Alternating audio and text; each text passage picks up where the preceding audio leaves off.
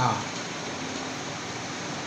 प्रिय छात्र छात्राओं, आपका इस संचार माध्यम शिक्षण में हार्दिक स्वागत है और मुझे आशा है कि आप लोग अपनी कॉपी और कलम के साथ तैयार होंगे। कलम आप कॉपी लेकर के पढ़ने के लिए बिल्कुल एकदम तैयार होंगे। तो हमने देखा कि पिछले कक्षाओं में हम लोगों ने वर्ण के बारे में पढ़ा है और वर्ण के बारे में, स्वर वर्ण के बारे में हम लोगों ने पढ़ लिया है। आज हमें व्यंजन वर्ण के बारे में पढ़ना है कि व्यंजन वर्ण किसे कहते हैं। परीक्षाओं में आता है कि व्यंजन वर्ण किसे कहते हैं, व्यंजन वर्ण कितने होते हैं, व्यंजन वर्ण को कितने भागों में बांटा गया है। तो हम पहले व्यंजन वर्ण के बारे में जान लें कि व्यंजन वर्ण होते क्या हैं। तो व्यंजन वर्ण जिन वर्णों का उच्चारण स्वरों की सहायता से किया जाता है उन्हें हम व्यंजन वर्ण कहते हैं। जैसे का, खा, गा, घा, अंगा, चा, छा, जा, झा, इया आदि। अर्थात थोड़ा समझ लीजिए कि जिन वर्णों का उच्चारण बिना स्वर की सहायता के नहीं होता उसे हम व्यंजन वर्ण कहते हैं। जैसे वही है का, खा, गा, घा, अंगा, चा, छा, जा, झा, इया। अब व्यंजन वर्ण के भेद, व्यंजन वर्ण के 3 भेद होते हैं। पहला स्पर्श व्यंजन, दूसरा अंतस्थ व्यंजन और तीसरा ऊष्म व्यंजन। तो अब हम पढ़ते हैं स्पर्श व्यंजन के बारे में कि स्पर्श व्यंजन क्या है। जिस स्पर्श व्यंजन, स्पर्श माने आप देखने से ही आपको लग रहा होगा कि स्पर्श माने छूना, कि जो छुए जाएं उन्हें स्पर्श व्यंजन कहते हैं। तो इसकी परिभाषा भी उसी तरह से बनेगी। जिन वर्णों के उच्चारण करते समय हमारे मुख के विभिन्न भाग एक दूसरे का स्पर्श करते हैं उन्हें स्पर्श व्यंजन कहते हैं। या फिर यूँ कहिए कि जब उच्चारण करते समय जिह्वा या मुख के अन्य भाग एक दूसरे का स्पर्श करें उसे स्पर्श व्यंजन कहते हैं। और इनकी संख्या कुल 25 होती है। स्पर्श व्यंजन की संख्या कुल कितनी होती है? 25 होती है। अब 25 को 5 वर्गों में बांटा गया है। कु, चू, टू, तू, पू माने क वर्ग, चा वर्ग, टा वर्ग, ता वर्ग और पा वर्ग। तो का वर्ग में का, खा, गा, घा, अंगा 5 अक्षर। फिर इस चा वर्ग में चा, छा, जा, झा, इया। टा वर्ग में टा, ठा, डा, ढा, अड़ा। फिर ता वर्ग ता, था, दा, धा, ना। फिर पा वर्ग पा, फा, बा, भा, मा। फिर कितने हुए? 5 वर्ग और 5 5 25 अक्षर। एक वर्ग में 5 व्यंजन, तो 5 पचम 25 अक्षर। माने स्पर्श व्यंजन में 25 वर्ण होते हैं। अब आगे देखें अंतस्थ। अंतस्थ का अर्थ, इसकी परिभाषा समझ लीजिए। अंतस्थ, अंतस्थ माने जो बीच में स्थित है। बीच में स्थित किसके बीच में? स्वर और व्यंजन के बीच में जो स्थित है वो अंतस्थ कहे जाते हैं। माने स्वर और व्यंजन के बीच में जो स्थित वर्णों को हम अंतस्थ व्यंजन कहते हैं। जैसे कहिए, या इनकी संख्या 4 होती है। जैसे कहिए, या इनकी संख्या 4 होती है। या, रा, ला, वा। अब उसके बाद ऊष्म व्यंजन। नाम से ही देखिए, ऊष्म माने गर्मी। तो इसकी परिभाषा क्या होगी? जिन वर्णों के उच्चारण में ऊष्मा उत्पन्न हो।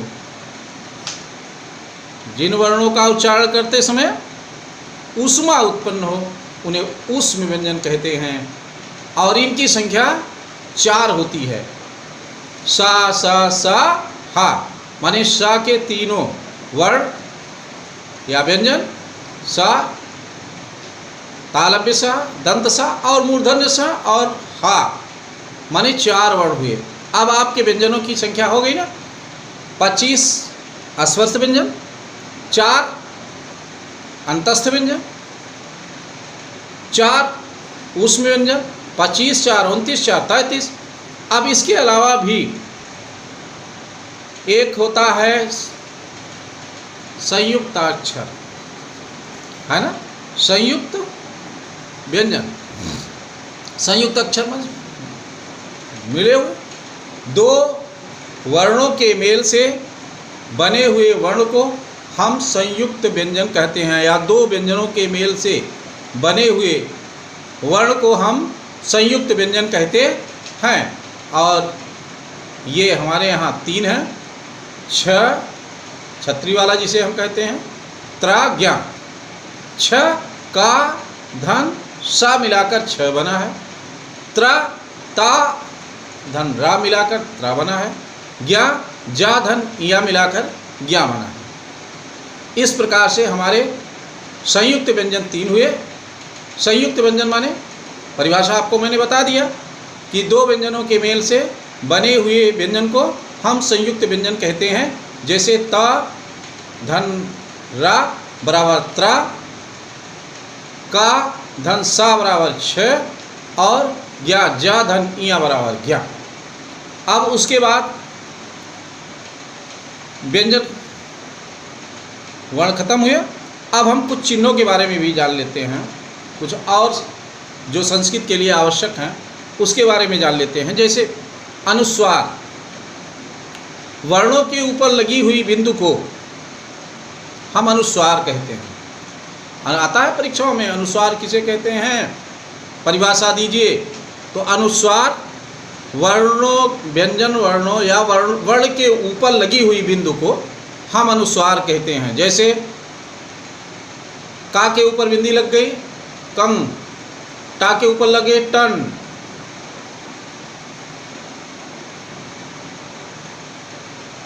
या के ऊपर बिंदी, यंग, आदि। इसी प्रकार से और जोड़ते चले जाएंगे। ऊपर बिंदी लगी है तो वो अनुस्वार कहलाती है। अब उसके बाद हम विसर्ग भी जान लें कि विसर्ग किसे कहते हैं। भाई संस्कृत पढ़ रहे हैं तो विसर्ग जानना जरूरी है, और कभी कभी परीक्षाओं में आता भी है कि विसर्ग किसे कहते हैं, विसर्ग कौन है, और आप विसर्ग ना जाने तो बहुत गलत बात होगी। तो विसर्ग वर्णों के अंत में हा को प्रकट करने के लिए हम जो दो बिंदु लगाते हैं उसे हम विसर्ग कहते हैं। वर्णों के अंत में हा को प्रकट करने के लिए, या वर्ण के अंतिम ध्वनि हा को प्रकट करने के लिए हम जो दो बिंदु लगाते हैं वर्णों के बाद में, उसे ही हम विसर्ग कहते हैं। जैसे का के आगे बिंदी लग गई कह, खा के आगे बिंदी लग गई ख, टा के आगे बिंदी लग गई टह, पा के आगे बिंदी लग गई पह, ये विसर्ग कहे जाते हैं। अब इसके बाद एक और बचा है अनुनासिक। अनुनासिक किसे कहते हैं, ये भी देखिए परिभाषाएं और नाम करीब मेल खाते रहते हैं। अनुनासिक, नासिक माने होता नाक, अनुनासिक इसका मतलब कहीं न कहीं इसका नाक से संबंध है।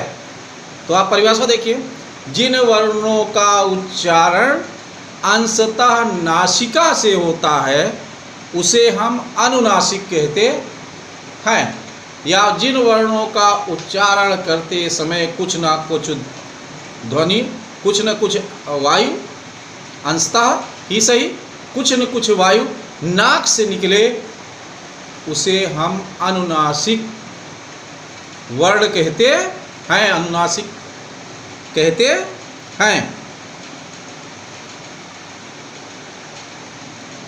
फिर से परिभाषा एकदम स्पष्ट हो गई कि जिन वर्णों के उच्चारण करते समय, जिन वर्णों का उच्चारण करते समय हम श्वास को अंशतः नाक से निकालते हैं, उसे अनुनासिक कहते हैं। या यूँ भी कह सकते हैं, जिन वर्णों का उच्चारण अंशतः नासिका से होता है उसे हम अनुनासिक कहते हैं। इनकी संख्या 5 होती है, और वो 5 कौन होती है जानते हैं? जो वर्ग हमने आपको बताए हैं इसके पहले, का वर्ग, खा वर्ग, चा वर्ग, उसका अंतिम अक्षर, वर्गों के अंतिम अक्षर अनुनासिक होते हैं। जैसे का अंतिम अक्षर अंगा है, चा का अंतिम अक्षर इया है, टा का अंतिम अक्षर आड़ा है, ता का अंतिम अक्षर ना है, पा का अंतिम अक्षर मा है। तो अनुनासिक वर्ण कितने हुए? 5, अंगा, इया, आड़ा, न और मा। इस प्रकार से हम लोगों ने व्यंजन के बारे में और कुछ आवश्यक चीज़ें इस कक्षा में पढ़ ली हैं। अब हम उच्चारण स्थान अगले कक्षा में पढ़ेंगे। तब तक धन्यवाद।